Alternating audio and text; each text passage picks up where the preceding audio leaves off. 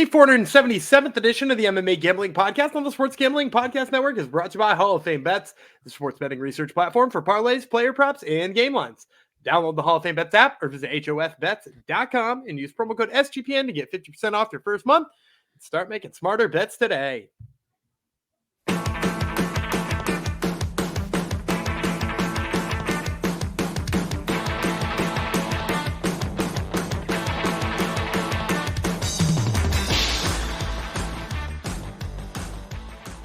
Howdy ho, DeGenerinos, and welcome to the MMA Gambling Podcast and the Sports Gambling Podcast Network, episode 477. I'll dedicate it to, we mentioned this man on our last episode, the man who predicted Calder from Kazakhstan was going to win it. Yutaka Faber's A1 Combat. I was going to dedicate it to you, and then I saw your name was super long. So I'll just call you All Mass, because that's what your name starts with, and the rest of it's like the rest of the alphabet. So this goes out to All Mass on YouTube for calling out Gumby for being wrong in advance. Gumby's not going to be wrong today, though. No, sirree, Bob. This is our second half of our RIZIN 45 fight card. I don't think I set it up properly. Oh, maybe I did last time. I told you it was New Year's Eve. Yes, New Year's Eve coming up. 1 a.m. Eastern leading into New Year's Eve. So we got you the 5 fights that Gumby picked for part 1. And now Gumby's picked the top 5 fights for part 2 of the episode. And he's gonna have fun with the first fight we're gonna break down. He thinks it's a silly fight, so let's bring him in. Let's bring in that silly man himself, Gumby Vreeland. Hello.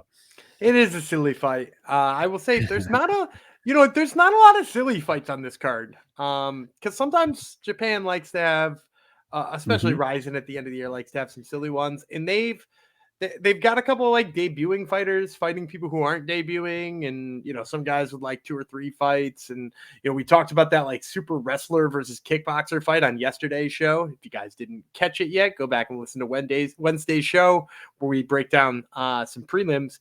But like all of those fights, I think like have something interesting that you could say like, ooh, maybe.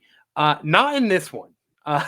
This first fight that we're gonna break down might be the most cut and dry fight we've ever broken down to me. Really? Because you're gonna say what? Like, what is he gonna leave with? 25 years her junior? Yeah, something like that. Yep. I hope it's an insane sentence. Hope this one blows up in your face. It'll be really funny if it does.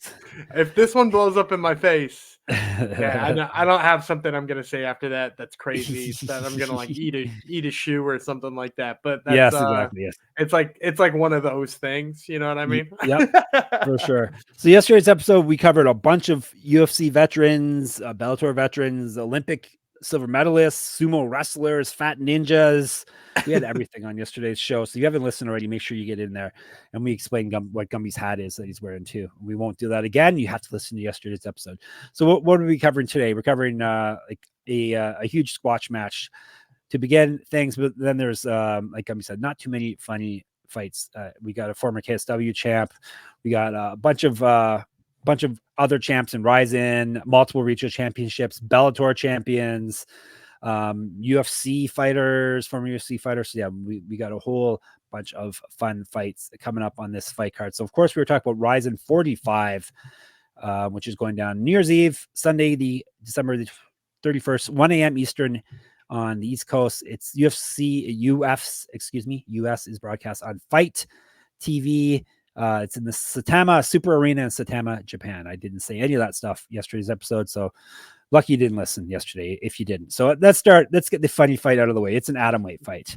It's 3 5-minute rounds. Seika Izawa from Japan versus Miyuu Yamamoto from Japan as well.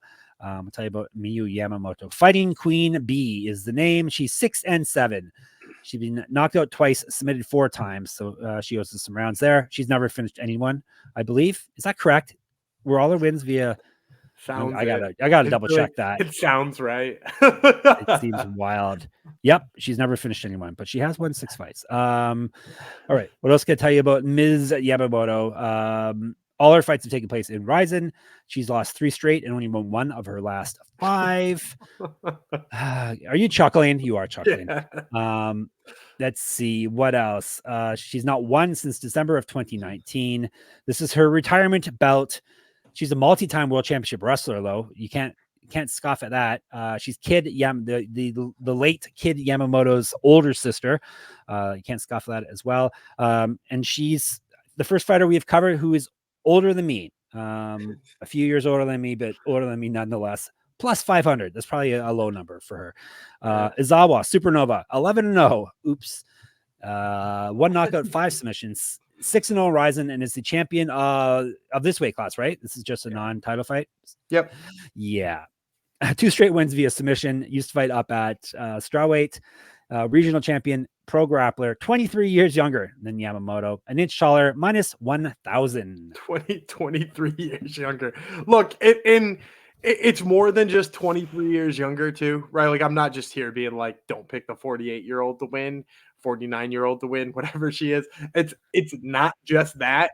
It's also like, if you look at Yamamoto, she's a lot like Kid was, like her brother was, in that the weakness was always the grappling. You know, like whether or not she's got wrestling world championships behind her or not, watch any of her recent fights.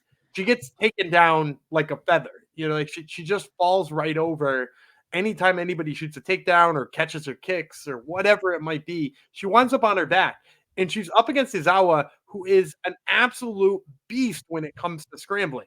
Like, she just does not accept bad positions. She does a great job of chaining her wrestling together. She goes from that body lock to a single, to a double. You know, like, she uses so many different versions of takedowns. She's got great submission skills. Yamamoto's been subbed 4 times. So we got somebody who's like a wizard on the mat and loves subbing people against somebody who's been subbed a bunch of times. And that's putting aside the fact that I think Izawa could knock her cold too. I've seen Izawa put people, well, I mean, go back and watch the ninja choke she got in her last fight where she just dropped the woman afterwards after choking her all the way out.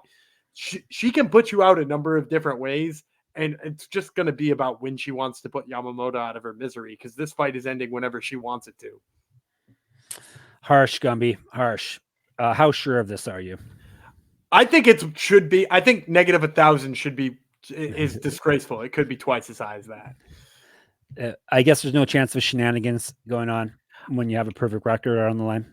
I mean, like, the thing is like, you might be like, okay, she's got the name behind her. It's a retirement fight, but they don't want Yamamoto to win either, right? Like, even if this does go to the judges' scorecards and you're like, oh, maybe some hanky-panky will happen here and Yamamoto will come out with weird scorecards. No, they want Izawa to win. She's 26 years old. She's 11-0. She's the best atom weight in the world. Why would they not want to boast the hell out of that and like hype her up instead? Like, there's nothing about any part of this fight that seems to lean in Yamamoto's favor. Yeah. All right, there you go. There's your first pick. Gumby's no fun. He's taking the big favorite here. All right, before we move on, I think I should tell you about our friends over at Underdog Fantasy. Underdog Fantasy has a way to play alongside your favorite fantasy players all season long. NFL, NBA, NHL, college basketball, college football, MMA. They have it all over at Underdog Fantasy. Simply pick higher or lower on your favorite players' fantasy stats and cash in. Gumby, do you have a play for the people?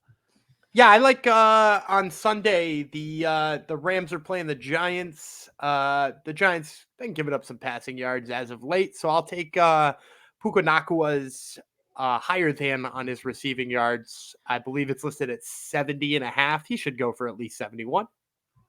All right, there you go. At least 71. Gumby, lock it in because Gumby said so. So watch along. Make your picks and maybe make a little cash over on Underdog's mobile app or website at underdogfantasy.com. And when you sign up with the promo code SGPN, Underdog will double your first deposit of up to $100. It's Underdog Fantasy, promo code SGPN.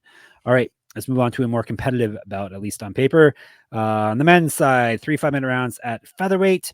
Ren Hiramoto from Japan versus Ren Sugiyama from Japan as well. The battle of the Rens. Sugiyama goes by Ya-Man instead, though.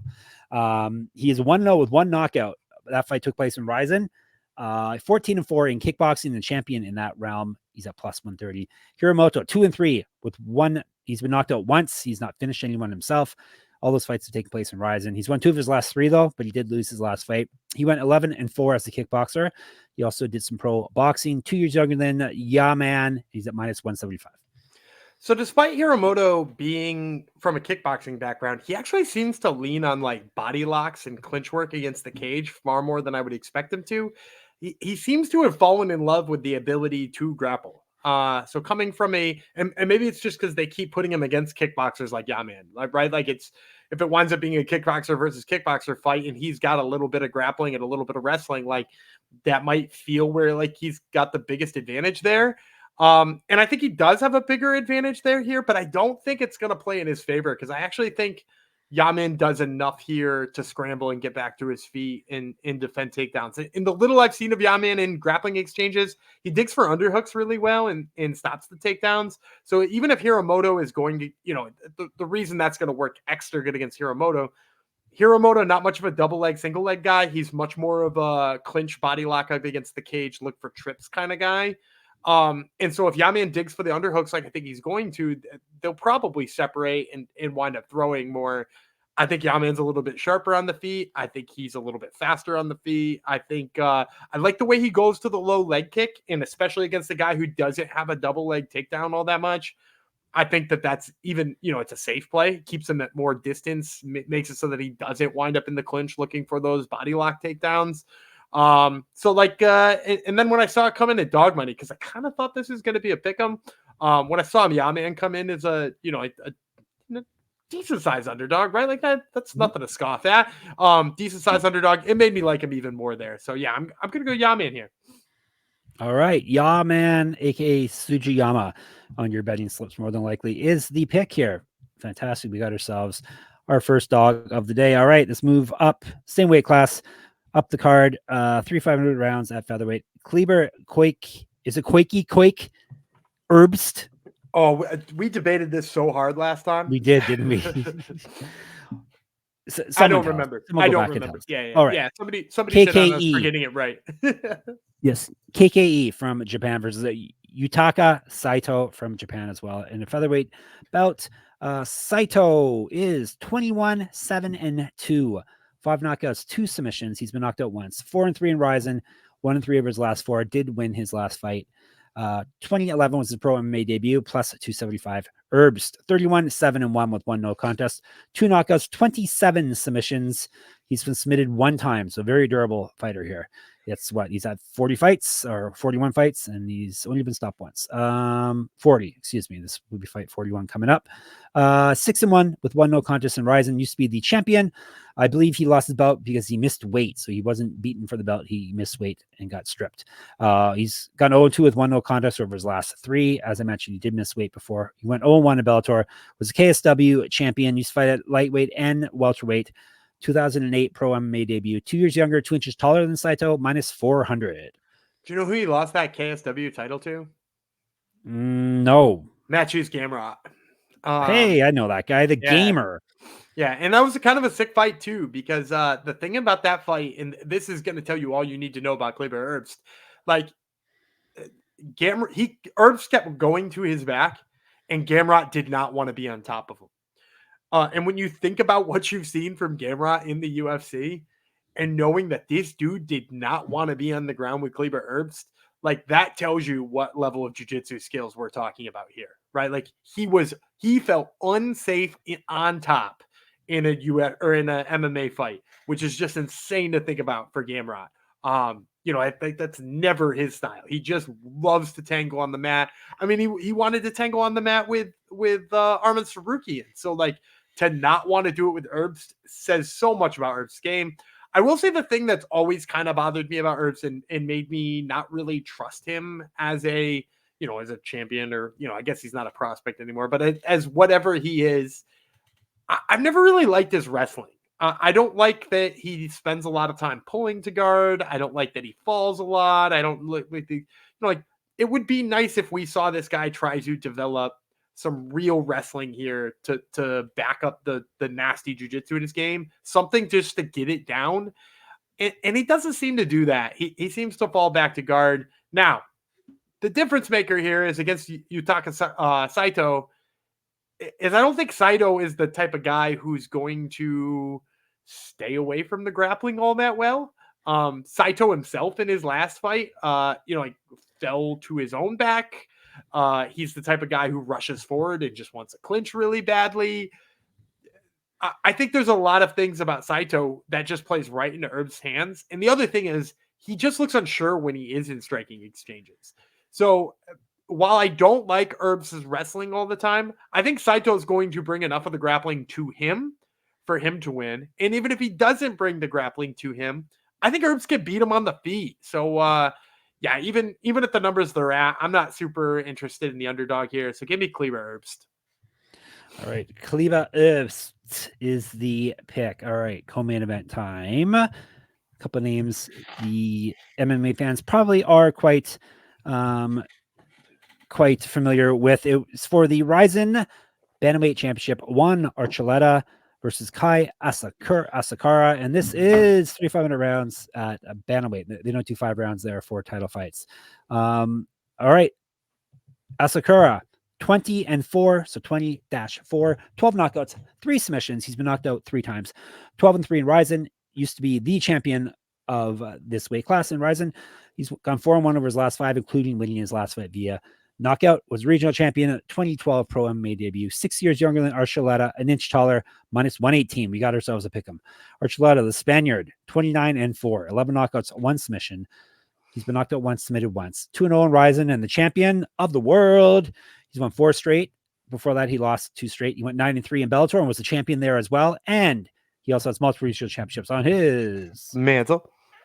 Correct. Get shirts, sportsgamblingpodcast.com/store. The man has a lot of stuff on his mantle. Used to fight at featherweight and lightweight. 2013 Pro MMA debut, minus 118 for him. So we got ourselves a good old-fashioned pick'em here, Gumby. Go ahead. Yeah, and so I kind of saw this line coming this way, especially because people have been high on Archuleta. We've seen Kai Asakura do some pretty nasty things in his career so far. What I did was I went back and I watched a couple of the Juan Archuleta fights because, the book's kind of out on him. He does a really great job of getting to your back and sort of making you suffer there. His boxing's pretty good. He's really aggressive. But I went back and I watched that fight with Naoki Inoue, who you might remember from being in the UFC, and they released him way too early. He's really, really good prospect, really super young, just didn't really have a chance to get his feet underneath him. And so I rewatched this fight with Inoue, and because he had a lot of problems early in that fight, and the problems were pretty simple at the end of the day. Number one, and being the biggest problem about Juan Archuleta, and the thing that he has the most issues with, it's definitely the jab. When you can sort of keep him at bay with a jab, like a stiff jab, anytime he tries to step in with too much aggression and you hit him with that and then move away, he fires like 2 or 3 times anyway, even though he's not hitting most of the time. And Inoue did that so well that actually at one point, if you go back and watch that fight, Inoue pops him with a jab. He gets a little over aggressive. Inoue drops him.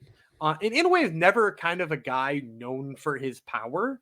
Inoue was kind of always a guy where you're like, oh, that dude's got sick jiu-jitsu, and he's kind of long and lanky, which is going to make him tricky for some people, and his wrestling isn't bad. And that's kind of still what he is. But in this fight, he dropped Archuleta with a big straight shot. And for me, when you think about what Asakura is, Asakura, he's not quite as long as Inoue, but he does use his jab really well. When he's choosing to use his jab, he can stick you with that plenty of times.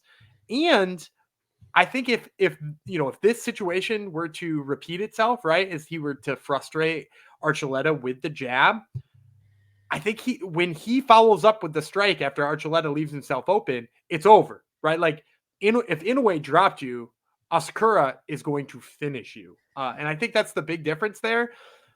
The only thing that does give me hesitation, I do worry about how good Asakura's takedown defense is. Obviously, he has that loss back in his record to Ogi Kubo. And I said, Ogi Kubo is kind of just a guy who, if you let him be gritty, he will outgrit you in a fight and win. And, that's kind of what he did in that fight. But Asakura, I think, has gotten better in his last 2 fights. He looked like his takedown defense was improved. I believe it was against Matoya that I watched him in that one, where it looked like he's doing more to make sure he keeps his feet. Obviously, Archuleta is a step up, but I think as long as he pumps that jab, those takedowns are going to be hard to come by. And I think the big shot is going to be there. All right. So Asakura is the pick in the pick'em fight in our co-main event. All right. We're going to get to the main event after I tell you about Hall of Fame bets. You win bigger by betting smarter this NFL season with Hall of Fame Bets, the sports betting analytics platform for parlays, player props, and game lines. Research every NFL, NBA, and soccer bet with historical stats and data. Enter any parlay idea in Hall of Fame Bets revolutionary parlay optimizer tool to get hit rates broken down by leg, as well as an expected probability for the entire parlay. Sort all players by hit rate for any bet to learn which players are hot and which picks have value. Stop betting in the dark and join over 30,000 users researching with Hall of Fame Bets to craft more intelligent, data-driven parlays. Download the Hall of Fame Bets app or visit hofbets.com and use code SGPN to get 50% off your first month today. Start researching, start winning with Hall of Fame Bets. All right, to the main event we go. It's not a bunch of couple of freaky heavyweights. No, we got some small guys headlining the New Year's Eve card in Japan this year. It's for the RIZIN Flyweight Championship. Kyoji Horiguchi versus Makoto Shinryu. And this is both Japanese fighters, and this is 3 5-minute rounds at flyweight. Shinryu is 16-1-1 with 4 submissions. He's never been finished in a fight. He owes us some finishes here. He's 3-0 in RIZIN, 10-0 with 1 no contest over his last 11 fights. Last fight was a no contest against this very same man, Horiguchi. Shinryu has not lost a fight since April of 2018. He's got multiple regional championships on his mantle. Correct. Shirt, sportsgamblingpodcast.com/store. 1-0 with 1 no contest in Bellator. He used to fight at bantamweight. He's a pro grappler, 10 years younger than Horiguchi, plus 250. Horiguchi is now known as the Typhoon, 31-5, 15 knockouts, 4 submissions. He's been knocked out twice, submitted once, 11-1 in RIZIN.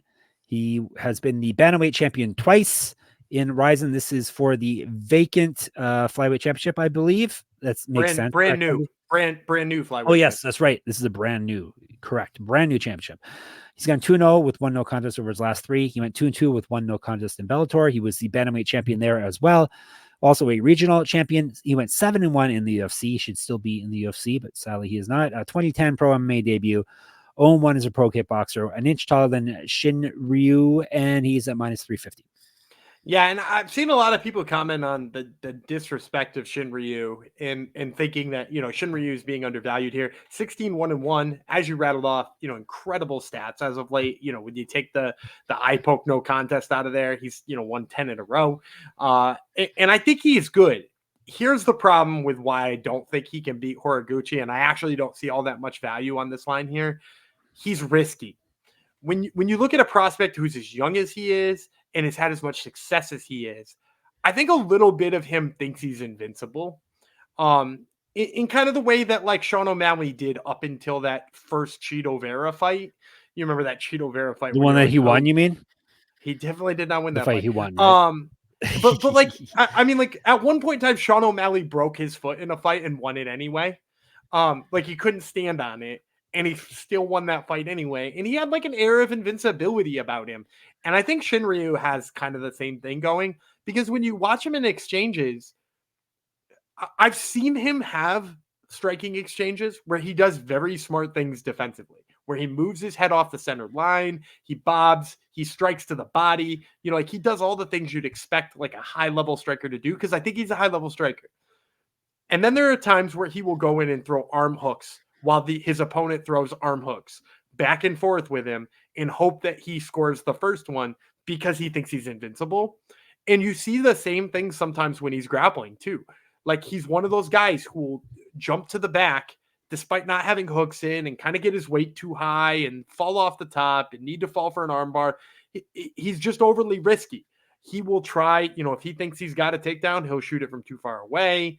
I've seen him use like sacrifice throws almost in his takedowns and wind up hipping over and being in the right position. Like to his credit, it hasn't cost him yet.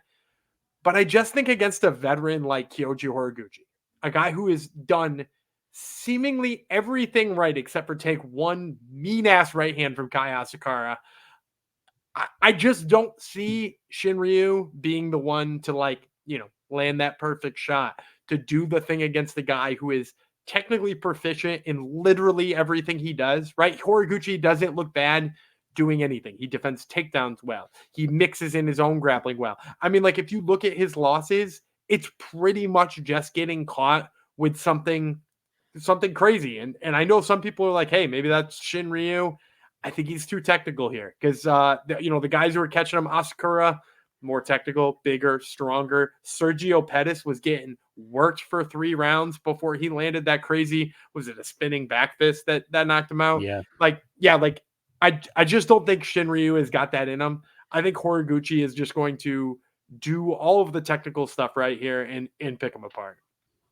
All right, there you go. No fun. Gumby's not much fun this episode, is he? Taking all the faves pretty much. All right, let's recap. We got Horiguchi. It's a big favorite. Asakura as a pick 'em, so that's some value there. Erbst as a big favorite. Sujiyama, aka Yaman, as a decent sized dog, and then Izawa as a very big favorite is what we got for you. All right, enjoy the fights. Come talk in the Discord with us. I'm sure people will be watching RIZIN come the 31st. So that would be sportsgamblingpodcast.com/Discord is where you can find us. You can also find us on Twitter. Gumby runs the Twitter account is SGPN MMA. He's also at Gumby Vreeland. I'm a Jeff Fox writer there. And on Instagram, you can subscribe and check out my Substack, moneymma.substack.com. Check out Gumby's Top Turtle MMA podcast. I'll be back up and running next week for you. And all good things in the MMA and sports gambling sphere you can get at sportsgamblingpodcast.com and the Patreon, sportsgamblingpodcast.com/Patreon. We're going to come back when, Gumby? We're back on Sunday. On Sunday, New Year's Eve. We're going to do a state of the UFC kind of recap prediction for each weight class on Sunday, Monday, right? Is that the plan? Yeah. We'll hit you guys. We'll hit you guys with some future odds and bets, including some real juicy ones. And we'll see how we did with our predictions this past year. I don't think we did very good, but we'll see. All right, Gumby, get us out of here. All right, I'm Dana Gumby Vreeland. He's the Killer Queen B. Jeff Fox, and we will see you on Sunday.